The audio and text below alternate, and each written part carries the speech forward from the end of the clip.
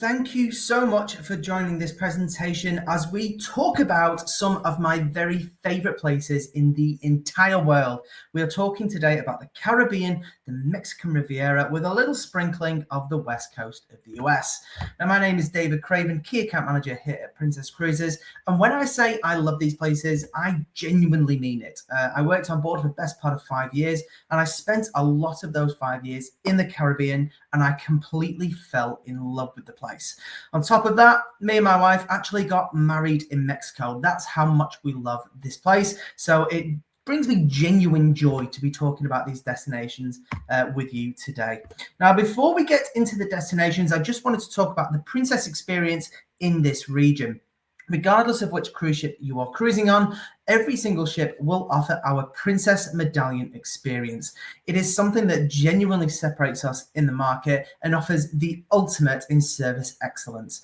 Now, one of my favorite features is just how quick the embarkation process is. So basically, on average, it's about 7 minutes. From arriving at the cruise terminal to embarking the ship and having a cocktail by the pool. Service is on demand, food, drinks, everything is at your fingertips. It's all about letting us look after you. Now, we're talking about the Caribbean as one of the destinations today. We actually own Pier 1 in Port Everglades. So it is a Princess terminal and it is Ocean Medallion enabled. So when you have your medallion in this cruise terminal, your tag along will follow you along and it's fully interactive there. And the entire embarkation process is beyond seamless. Now, another thing to talk about is we are cruising in North America. Now, when we are cruising locally, we are cruising with Aussie dollars as the currency on board. When we're cruising in North America, it's going to be USD. Now, at the moment, the US dollar is extremely strong against the Australian dollar. So why not lock in Princess Plus or Princess Premier before you go? Pay it in Aussie dollars, and then you don't need to worry about the exchange rate. Now, quite often we will hear travel agents say, look, my client doesn't really drink. They don't really see the benefit. They'll have a glass of wine with dinner. They're like the perfect candidate because it's USD on board. So for instance, if you just have that one glass of wine on board, say it's $15, it's 15 US dollars. And because you don't have a beverage package, you'll have to pay gratuities, which is 20%. So now all of a sudden we're talking $17, $18. We're talking 35, 40 Australian dollars for that one glass of wine.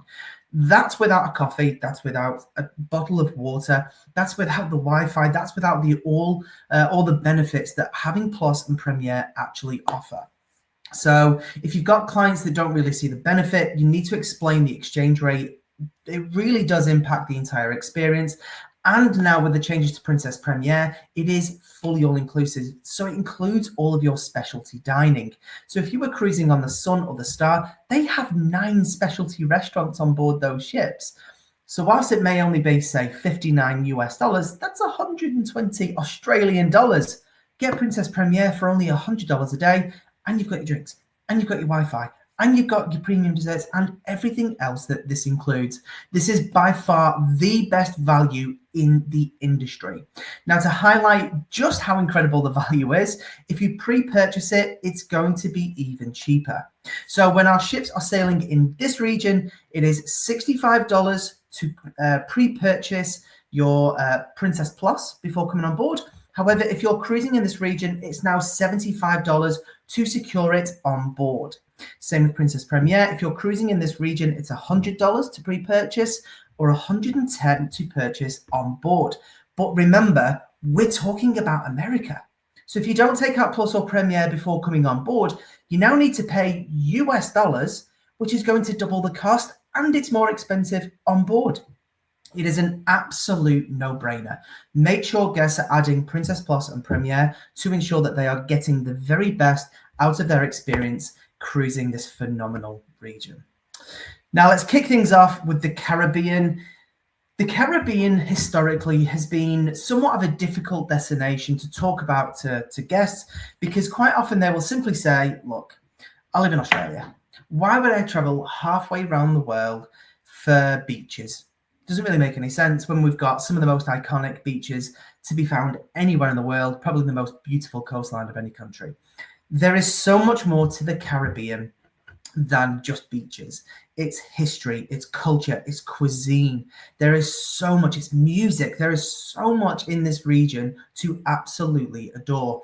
Now, what we have also seen over the last, say, 6 to 12 months is we are seeing a genuine demand for this region. Now, we don't necessarily promote it heavily. Until recently, we didn't even have it in brochures. And yet we are seeing more and more Australian and Kiwi guests booking this as their cruising destination. So it is genuinely a hot destination right now. So whilst this may not have been on your radar previously, it should be right now. So when we're talking about the Caribbean and we're talking about the time of season to be there, we have two kind of seasons. You've got the dry season and the wet season. Your dry season is that peak cruising period, that kind of November through to May. And then your wetter season is June through to October, November. Now, one thing to note here, when we say wet season, it is quite wet.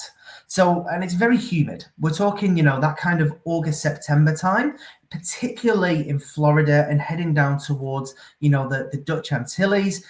You're only, 30 odd miles from the coast of the northern part of South America. So you're really close to the equator. It's incredibly hot, it's incredibly sticky. And most importantly, I would recommend avoiding cruising this region in August, September, and early October. The reason is every single year, that's kind of hurricane season. They get those really wet storms and things like that. So I'd recommend avoiding that time of year if you can. Preferably you want to be sailing that November through till April. That's a really great time to be in this region. The weather's never really bad. The weather's always beautiful. It's always warm and sunny. So you're never really going to be disappointed. Just that August through till early October, you may have diverted itineraries and stuff like that. You may be impacted by inclement weather. Now, when we talk about the Caribbean, it is not one per se region, okay? The Caribbean is split into three regions. You've got the Eastern Caribbean, the Western Caribbean, and the Southern Caribbean. So what is the difference?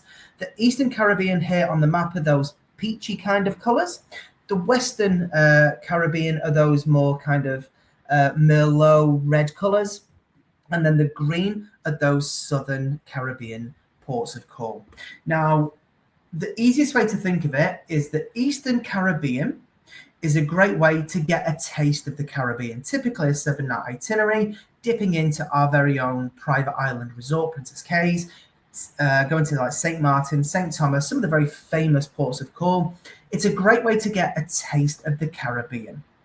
Now, when we're looking at the Western Caribbean is much more cultural. So we're talking about places like Mexico. So when you're getting into Cozumel and Costa Maya, you can get into Chichen Itza, you can get into the cenotes, all those Mayan ruins. So you're going to get a real cultural experience. English isn't going to be the most spoken language, things like that. So you're going to get a much more cultural experience. Waters are pristine, Roatan. Belize is home to the largest reef system in the Northern Hemisphere. The water in and around Grand Cayman is probably arguably some of the purest waters I've ever seen anywhere in the world, but it's much more cultural. So Eastern, great taste of the Caribbean. Western, very cultural part of the Caribbean. And then you come to the Southern Caribbean. Now, if I say to you, think about the Caribbean, you think about the music, you think about those pristine, beautiful waters, white sandy beaches, the really punchy flavors, those spicy flavors from Trinidad, Grenada being the spice island where all the spices were coming into North America via Grenada. You're thinking of the Southern Caribbean. The Southern Caribbean is going to give you the most authentic experience of the Caribbean.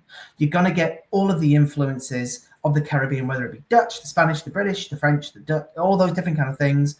You're going to get all these influences and you're going to get the full character of what the Caribbean has to offer. So if you're going all the way to the Caribbean, what I would always recommend is try and get as far south as possible. Now, one way you can do this is by cruising from San Juan. We have the Grand Princess located in San Juan. So that means that you will not have to worry about cruising from Florida or Texas You can see how you're going to have to spend a few days at sea to get to the Southern Caribbean. If you're cruising from San Juan, then you have literally bypassed all of that ocean to get you easier access into those more southern islands of St. Lucia, Grenada, Trinidad, the Dutch Antilles of the ABC Islands, Aruba, Bonaire, and Curacao, Barbados. I mean, all of these places you're just going to absolutely fall in love with. So by cruising from San Juan, you can do it over a 7-night itinerary. But if you're looking to do it from the mainland of the US, it's going to take you closer to that 2 weeks, maybe even more. So with that, let's have a look at some of the itineraries and what we are offering over the next couple of years. So we're talking about 25-26 season as well as 26-27 season. So Princess, in the Caribbean, we have more than 200 departures during that period, which is absolutely phenomenal. There's more departures than we have in Europe over the next 2 years. You're going to be able to visit more than 23 islands. We have our very own private island in this region, and we have 5 different departure ports in this region. So we have cruising offerings from Galveston in Texas, from Fort Lauderdale in Florida, Port Canaveral on the eastern side of Florida, all the way up in New York. We have offerings as well as that departure from San Juan with the Grand Princess. Now let's have a look at some of these itineraries and some of the ships that are going to be based there over the next 2 years. We're going to have 13 ships sailing in the Caribbean. Everything from our smallest class of ship, which is the Island and Coral Princess, they're about 2,000 passengers, all the way up to the largest and newest ships in the fleet, the Sun and Star Princess. They're about 4,300 passengers in capacity. We have everything in between. So there is something to suit every single type of cruiser. Now, it doesn't really matter which ship you're on, you are going to have our immersive program, which is the Rhythm of the Caribbean. We are an immersive destination cruise line, so we want to bring the destination on board with its culture, with its cuisine, with its full experience. So expect people like Trevor Cole teaching you how to play the steel pan. We're going to bring on all of those local flavors. Expect jerk chicken, rice and beans, plantains, all those delectables from this region. And we'll even bring on some of the wildlife. We'll bring on parrots and things like that. It's a fantastic program, the Rhythm of the Caribbean, and it truly does immerse you in this region.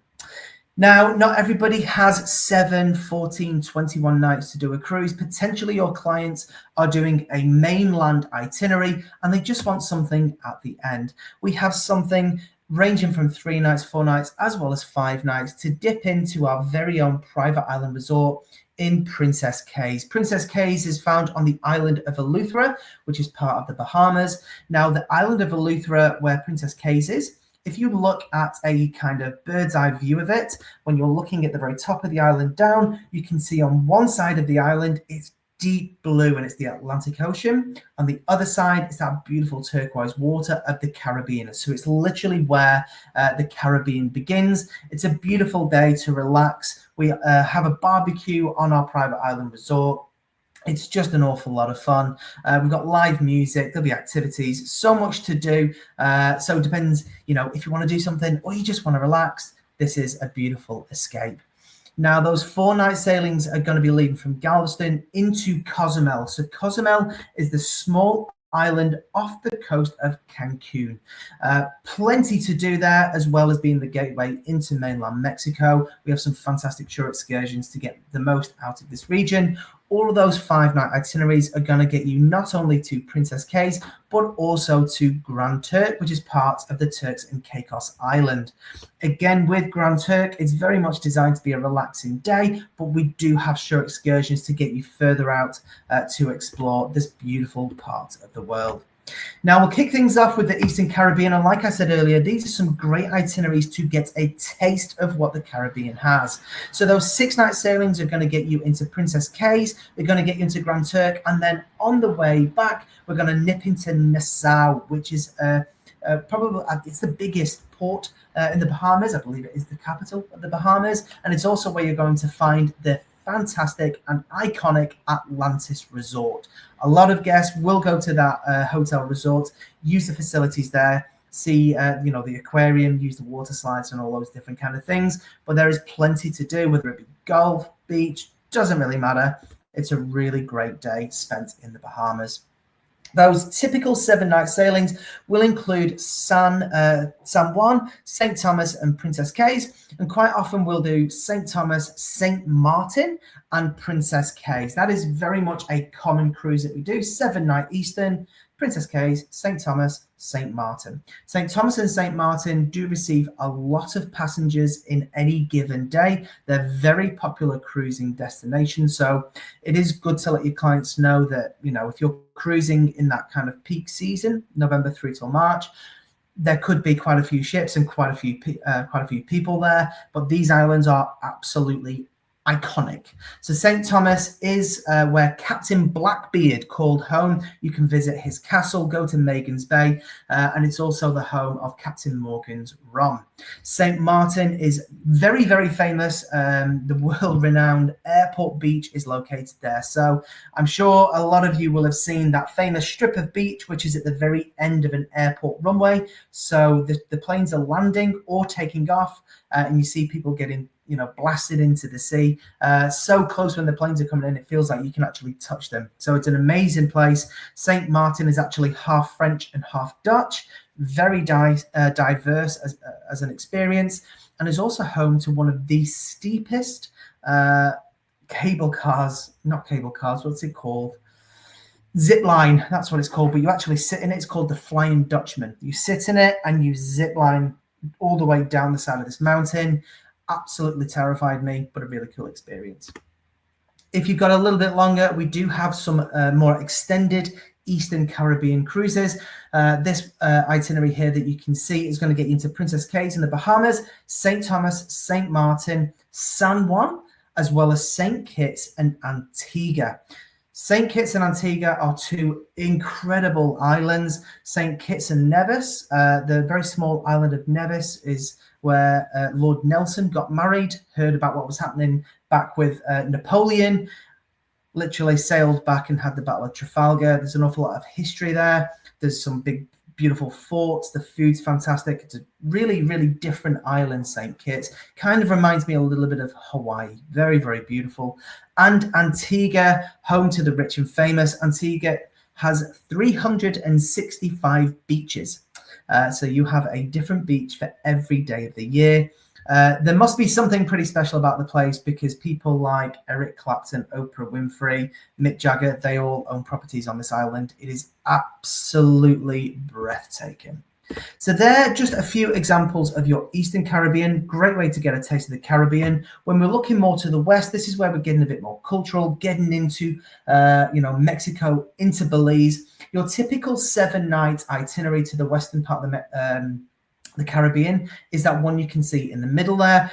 Going down to Cozumel, to Costa Maya, absolutely stunning ports of call, Belize City, and then Mahogany Bay in Roatan.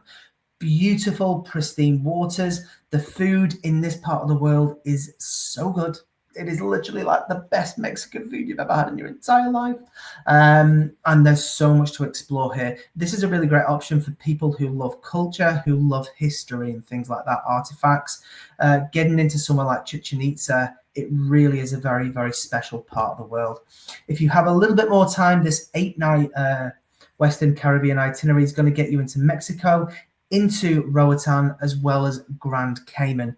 Grand Cayman has some of the most pristine beaches on planet Earth. Famously, there's a stretch called 7 Mile Beach. Make sure you take your sunglasses because it is kind of like talcum powder white. But one of the really great shore excursion offerings that I would recommend in Grand Cayman is you can swim with dolphins here. They are not in captivity. They're not it's not cruel or anything like that. They are free to come and go as they please, and they regularly do. It's basically in the ocean. There is a net to keep predators out. Like I say, the dolphins come and go as they please. It's a playground for them. They get fed easily. They're not expected to do tricks or anything like that, but you swim with them, these beautiful animals. And then after that, you take a boat about 3 miles out into the ocean where there is a sand ridge. So you're only waist high in the middle of the ocean.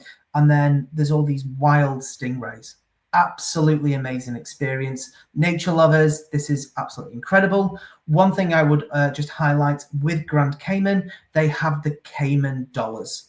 The Cayman dollars is even stronger than the US dollars. So if you're converting from Cayman dollars to Aussie dollars, instead of 2 to 1, it's probably going to be 4 or 5 to 1.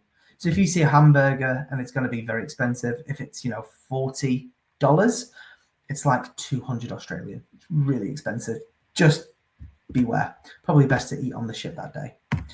And then let's get into the ones that excite me the most, which is the Southern Caribbean. Now, there is a 7-night itinerary which will get you all the way down to explore the ABC Islands, Aruba, Bonaire, and Curacao. So these are the Dutch Antilles, and they are very different in, despite being kind of the Dutch Antilles, they're very, very different from each other. Curacao is famously home to Blue Curacao, that famous liqueur made from oranges, a very unique orange that's found there. But Aruba is a place that I know you will fall in love with. It is absolutely iconic in terms of beautiful beaches, great food, but it's home to some really interesting artifacts and history as well. There are cave drawings that they estimate to be between 40 and 50,000 years old. They don't know who drew them. They don't know how they got there. So there's some really interesting places to explore in the ABC Islands. That one in the middle there, it's getting a little bit more inclusive. So you're not just going to visit the ABC Islands, but we're also going to Amber Cove, which is in the Dominican Republic. The Dominican Republic is home to some beautiful forestry and wetlands and things like that. So it's home to some very famous films. So Jurassic Park, that was filmed. An awful lot of it was filmed not only in Hawaii, but a lot of it was filmed in the Dominican Republic. Great food, great culture. Do the merengue. Everyone merengues and dances there. So it's a really beautiful port of call. We're also going to dip into Grand Turk as well as Nassau, but this is the one that I'm really excited about. Look at this one here on the right-hand side. This is on board our beautiful Grand Princess, taking in the very best of what the Caribbean has to offer. We're going into St. Thomas. We're going to St. Croix. We're going into St. Kitts. We've got Guadalupe, Dominica. Dominica is mind-blowing. UNESCO went to Dominica to see if they had any UNESCO heritage sites. They found so many. They said the entire nation, the island nation of Dominica, is a UNESCO heritage site. It is unbelievable. It's home to places like Champagne Reef. So Champagne Reef, the thermal energy from underneath the Earth's core is warming the sea and creating bubbles. So it's like swimming through champagne. Unbelievable. You've got T2 Gorge, where they film parts of the Pirates of the Caribbean. You've got Trafalgar Falls, where there are warm pools, again, heated from underneath the Earth's core. Unbelievable place. Dominica is absolutely incredible. Barbados, very, very famous for a number of reasons. There's so much to do in Barbados. There are turtles aplenty. And then you've got Grenada as well. Grenada is called the Spice Island. The food to be found here is like no place found elsewhere. Then after we've kind of explored that kind of southeastern part of the Caribbean, we're going to do the Dutch Antilles, Aruba, Bonaire, Curacao, making our way up to Amber Cove, Grand Turk, and then finishing up in Fort Lauderdale. So this one there is on the Grand Princess, and I can tell you right now, when you get to Fort Lauderdale, you will not want to leave. That is an incredible itinerary. Now, making the most of your time in the Caribbean, it is recommended to do a bit of research and have a look and see if there's any shore excursions that will fit to make sure that you're exploring and getting the most out of the destination. So if you're a foodie lover, if you're a wildlife lover, things like that, I strongly recommend securing your shore excursion before you come away. With that, though, there are a number of these places where you can simply get off the ship, St. Thomas being one of them. St. Thomas is very easy to get your way around. They have these buses, which are kind of open air buses. They're not expensive. You can jump on board and you can get up to Megan's Bay. You can get around to Emerald Beach. You can get to Coki Beach. You can get to the different places very, very easily. So not every port of call requires a shore excursion. What I would recommend is do your research. If there are parts of these islands that you really want to explore, make sure you are taking out that shore excursion, locking it in before you get away to make sure you are not missing out. Now it's time to jump over to the Pacific side and talk about the Mexican Riviera. So instead of the Caribbean side, we're talking over here down the Pacific as well as the Sea of Cortez. For 25-26, we have departures available from Los Angeles as well as San Francisco. And we're typically there in the driest season. So we're cruising from September through till April.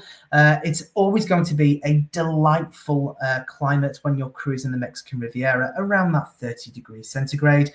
Doesn't seem to get as humid on this side. I'm not sure what it is, but I would say the Caribbean side can get a little bit more humid than the Riviera side. So it's always a really pleasant weather to be experienced there. You can visit 8 destinations. We've got 6 ships to explore. We have more time ashore as well as overnights. Now, these are the ships that are going to be sailing there in 25 and 26. And what is really exciting is November 2025 this year, we will be celebrating cruising 60 years. So Princess took its very first cruise November 1965 on board the Princess Patricia, or Princess Pat, as she's more fondly known as. The very first cruise we ever did was down the Mexican Riviera. So we have a cruise in November where there will be a very big celebration, celebrating 60 years, which is a great milestone. Rehashing the itinerary of that very first cruise. So let's have a look at some of the options that we have cruising this region. We have anything from 7 all the way up to 14 nights. Now that 7-night itinerary is going to tick some of the big hitters, Cabo San Lucas and Puerto Vallarta. Now these are very, very popular destinations, not just for international guests, but also for American and Mexican passengers as well. So Cabo San Lucas and Puerto Vallarta, they will have millions of people visiting this place. Not just cruise ships, but people actually going there. Cabo San Lucas is really famous for its honeymoon arches, which is a beautiful destination, but experience some of the best food available. Mazatlan is going to get you access through to the Pacifico Brewery, so you can go and get yourself a few beers. And Puerto Vallarta is a wonderful place to go and explore tequila distilleries. There's plenty of cultural destinations, whether it be religious culture, history culture, things like that. There's an awful lot to explore here. Now, one thing I would recommend is if you have guests wanting to cruise the Mexican Riviera side, I would always strongly recommend to include cruising into the Sea of Cortez. You're going to get more out of this region. The inner parts of that kind of Baja Peninsula. So that finger kind of coming down from Los Angeles, that's called Baja California. By going into the eastern side of the Sea of Cortez, La Paz and Loreto are 2 of the most beautiful places in all of Mexico. Absolutely stunning. You're going to get more out of the destination. And La Paz is very, very famous for being the gateway through to the iconic Hotel California. So if you've got any music lovers, you're going to love La Paz. Go to Hotel California and you can have that experience. If you have a little bit longer, then we have that 14-night 60th anniversary Mexican Riviera voyage. That's going to be leaving in November, and that's going to be dipping into Loreto, Mazatlan, Puerto Vallarta, as well as Manzanillo. That is absolutely superb. You are going to get the full array of cuisine. Each region of Mexico has a very different, diverse approach. Quite often, whenever we have Mexican food, it's Tex-Mex. When you're here, you're going to get an authentic experience when we're talking about Mexican food. You're going to absolutely love it. Again, with shore excursions, do your research. If there is something that you want to experience, if you genuinely want to try and go to a tequila distillery, whether or not you're a big drinker, it's an amazing experience. It's like saying to somebody, look, if you're going to Adelaide, surely go to one of the wineries. Like it's part of the culture, it's part of the region. It's about getting the most out of that region. So distilleries, breweries, things like that are definitely going to offer a really great experience. But again, quite a lot of these places, you can literally walk off the ship and enjoy the port of call itself. I did that a number of times in Cabo San Lucas. If guests aren't looking to do a shore excursion here, or potentially they're just going to get a water taxi to Honeymoon's Beach and then back again, I would recommend walking all the way around the harbour to avoid the most touristy destinations and walk further down the beach. Once you start going down towards Mango Deck and places like that, you're going to get a better experience. away from the tourist traps and things like that, like Señor Frogs. But of course, if you want to go and experience those fun things, be my guest. We will, of course, bring the culture on board, expect mariachi music. We'll do plenty of tequila tastings on board our ships, expect locally inspired cuisines as well. You are going to love Mexico. And lastly, of course, we're talking about the western coast of the US. A lot of Australian and Kiwi passengers do fly into Los Angeles. It is an enormous hub. Potentially they're going to Disney, they're going to New York, and on the way home they're flying via LA, something like that. So why not tack on a very, very easy short getaway, or potentially even a wine country or a longer Californian itinerary. Over the next couple of years, 10 destinations, we've got 13 cruises, and we're offering more overnights as well as time ashore, 3 different departure ports, and you can see we have 11 ships offering this. Typically, a lot of these itineraries are when the ships are migrating to and from Alaska for the Alaska season.